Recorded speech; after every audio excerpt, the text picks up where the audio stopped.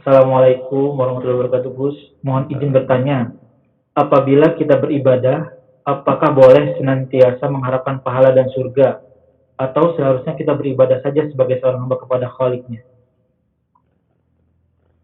Begini ya, saya beri garis tengah ya.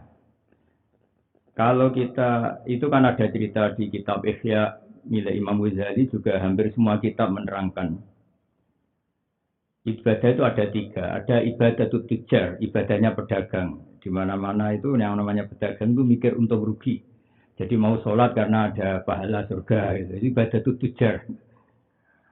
Terus ada ibadatul abid. Orang yang karena takut ya, karena disuruh takut. Ya, karena kita mentalnya budak, ya namanya takut ya nurut gitu. Tapi yang paling baik itu ibadatul akhror. Ya dia beribadah itu sesuai fakta ya, sesuai al-haq. Saya kemarin ngaji di Gresik, juga sering ngaji lah. Ikhlas itu ibadah hanya karena Allah Ta'ala. Itu mungkin hati kita sering nggak ikhlas, tapi ilmu kita ikhlas. Saya berkali-kali bilang, ilmu itu segala-galanya. Karena kalau hati itu nggak stabil, maka kuatkan ilmu. Makanya untuk la ilaha illallah itu Allah tidak mengizinkan fatayakun, tapi fa'lam. Fa'lam itu ilmu. Ilmu itu la yuqabilu syakka walal irtiyab walal nakid. Ilmu itu tidak mungkin nggak benar. Asal itu ilmu. Maka la ilaha illallah itu dimulai dari kata fa'lam. Fa'lam itu ilmu, ketahuilah. Saya beri contoh gini yang paling gampang. Saya ulang lagi ya. Kita mulai kecil sampai sekarang. Ini mengatakan kertas ini pasti putih. Mulai kecil sampai sekarang, sampai nanti kita mati akan mengatakan kertas ini putih. Dan itu tidak ada yang gaji, seorang lagi tidak ada yang gaji. Kita bilang putih ya tidak ada yang bayar, kita bilang putih ya nggak ada yang ngancam. Artinya apa? Lama sekali kita ngomong ke sesuatu yang benar itu tanpa ingin dapat upah. Karena ini putih kita katakan putih dan tidak minta upah. Karena apa? Kita mengatakan fakta. Nah, Allah sebagai Tuhan itu fakta. Kenapa sih kamu mengatakan Allah Tuhan aja kok nunggu dikasih surga? Wong kamu mengatakan yang putih itu putih, yang hitam kamu hitam. Selama ini tidak ada yang bayar juga mau. Artinya kalau ngomong hak yang ikhlas itu. Nah, itu namanya ilmu. Ilmu itu akan memandu kita untuk hak. Selama ini kita mengatakan 2 tambah 2 itu 4. Ya nggak ada yang gaji. Kan nggak bisa misalnya kita ditanya guru kita zaman kita sekolah. 2 tambah 2 berapa? Ya Bu Guru mau ngasih berapa? Kalau dikasih uang jawab 4. Kalau enggak tak jawab 3. Kan enggak ada begitu. Karena kita ingin jadi orang yang benar ya tetap 2 tambah 2 kita jawab 4. Padahal enggak ada gajinya. Nah, kenapa? Karena itu kenyataan. Nah, Allah Tuhan itu kenyataan. Kenapa kamu Tuhan kan nunggu dikasih surga? Itu cara berpikir orang ikhlas. Ya Allah tetap selalu Tuhan. Maka dalam sebuah hadis qudsi itu masyhur itu di kalangan ulama. Allah ngendikan waman azlamu mimman abadani li jannatin aw narin. Laulam akhluk jannatan wala naron alam akun ahlan an utoa. Saya itu heran kata Allah kira-kira gitu. Orang yang nyembah saya karena ingin surga atau takut neraka. Andai kan saya tidak menciptakan surga dan neraka, apa saya ini tidak Tuhan? Kan saya tetap Tuhan kata Allah. Meskipun saya tidak menciptakan surga atau neraka. Artinya Allah sebagai Tuhan itu ya sudah permanen. Meskipun andaikan Allah tidak menciptakan surga atau neraka.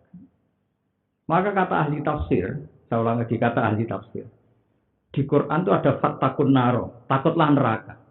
Itu makom orang biasa, orang kebanyakan. Tapi kalau fattakun ya ulil albab, itu makomnya orang khusus.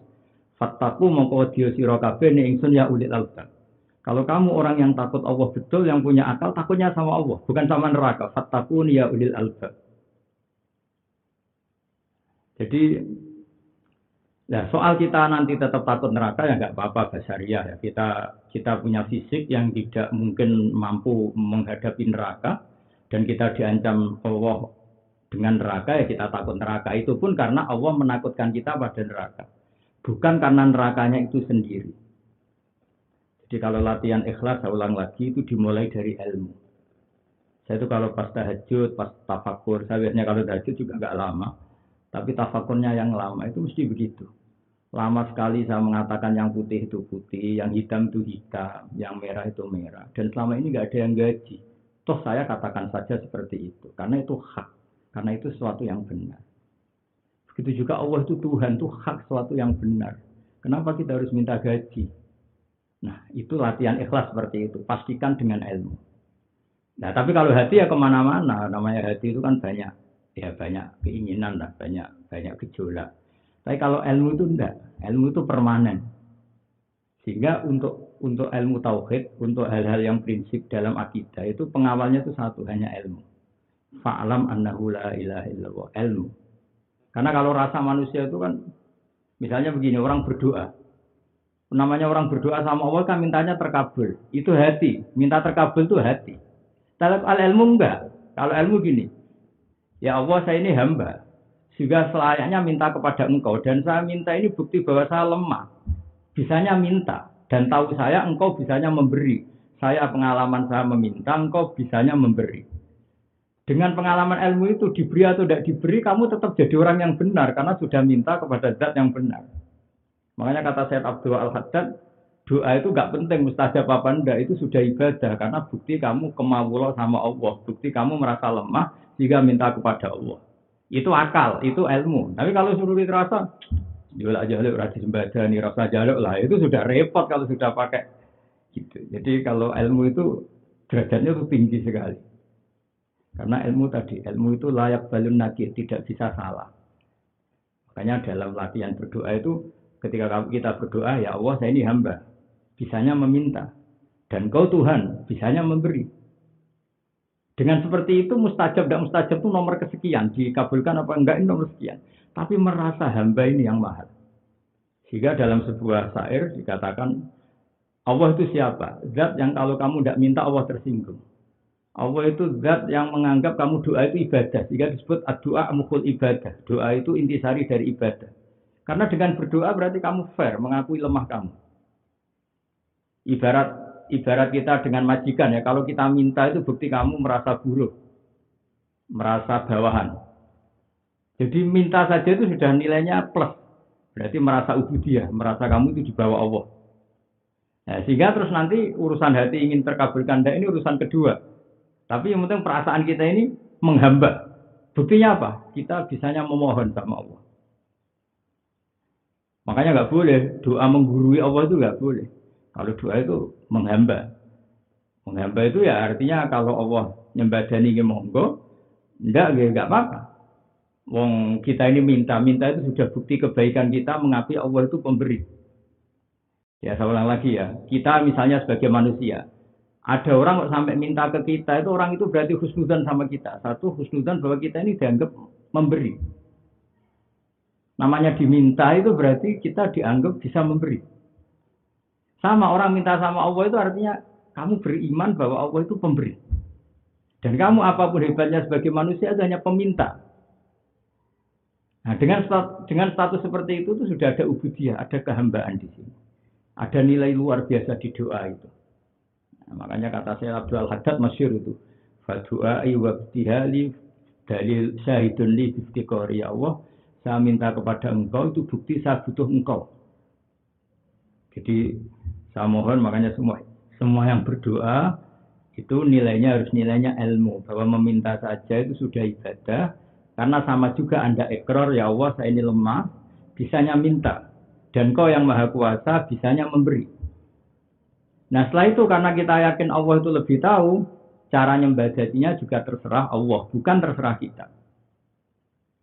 Kalau terserah kita, mungkin hal itu tidak baik untuk kita. Saya berkali-kali cerita, di kitab Hikam itu ada cerita lucu. Ada seorang hamal itu tukang manol ya, tukang pekerja ngangkut barang, itu. Kalau bahasa Arabnya hamal. Dia tiap hari itu hamal, tukang manol di pasar, ngangkut barang orang dari pasar, dibawa ke mobil kalau sekarang mungkin ya, terus dapat upah. Setelah dapat upah, bisa beli nasi 1 piring, dia pulang. Terus dia pulang tuh agak-agak gimana sama Allah, ya Allah saya ini kekasihmu. Fokus saya itu hanya ibadah. Tapi gara-gara saya miskin harus kerja. Padahal orang ini benar-benar orang dekat Allah. Dapat upah 1 piring nasi sudah pulang dia. Terus ibadah lagi di masjid. Singkat cerita dia ya Allah. Saya ini ingin dapat rezeki yang nggak usah kerja. Singkat cerita suatu saat itu dia dicurigai maling, mencuri terus dipenjara. Penjara tiap hari dapat makan. Terus tanya dia sama Allah, ya Allah kenapa saya di penjara? Katanya kamu minta rezeki tanpa kerja. Terus kita tanpa kerja ya orang di penjara itu kan tiap hari dapat makan, tidak usah apa kerja. Semenjak itu dia hati-hati dalam berdoa itu. Jadi khayal manusia itu kan repot, minta rezeki tanpa kerja. Dia lupa kalau rezeki tanpa kerja ya di penjara itu kan. Nah hal-hal seperti ini namanya menggurui Allah Subhanahu wa Ta'ala. Jadi itu nggak boleh. Jadi makanya banyak ulama mengatakan doa yang aman itu yang kuwarid, yang ada syaratnya sampai Rasulullah Shallallahu Alaihi Wasallam. Karena kalau doa kita ini apa ya, seenaknya meskipun itu baik. Saya sering mencontohkan begini. Ya Allah saya ingin jadi orang kaya, biar bisa ngerumat yatim 10.000. Itu ya repot kalau disembadani Allah. Kalau sama tanya, repotnya gimana Gus? Kalau Allah nuruti kamu itu harus membunuh 10.000 bapak. Karena untuk menjadi yatim harus bapaknya mati dulu. Ya enggak? Setelah yatim, setelah bapaknya mati harus baru jadi apa? Yatim. Jadi ribet seperti itu. Doa yang umum saja. Ya Allah saya ingin jadi orang baik. Saya jadi orang yang bermanfaat. Tidak usah detail-detail gitu. Kalau kamu berdoa, ya Allah saya ingin jadi orang kaya yang bisa merawat orang miskin 10.000. Berarti Allah harus menciptakan orang miskin 10.000. Supaya kamu rawat. Sehingga nggak usah lah. Makanya ngendikannya Rasulullah, nanti di akhir zaman banyak orang berlebihan dalam doa. Itu nggak baik. Ya sudah kalau berdoa, ya Allah saya ingin jadi orang yang bermanfaat di dunia dan akhirat. Yang umum-umum saja. Rabbana atina fid dunya hasanah fil akhirati hasanah wa qina adzabannar. Enggak usah yang jelimet-jelimet. Nanti kalau yang jelimet-jelimet jangan-jangan tadi minta rezeki tanpa kerja ternyata dapatnya di penjara. Itu akhirnya dapat makan tanpa apa?